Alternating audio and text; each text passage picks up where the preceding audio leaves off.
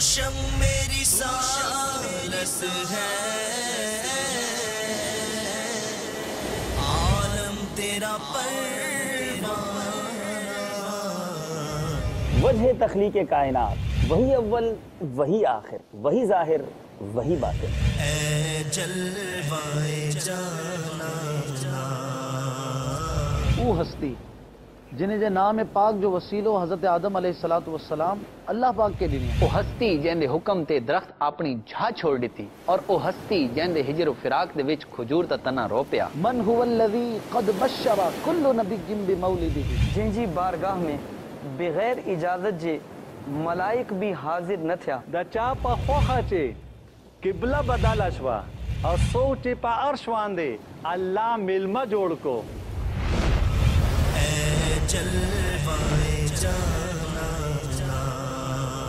The one who journeys beyond the skies and galaxies, for whose sake time stands still. تیرا پروانہ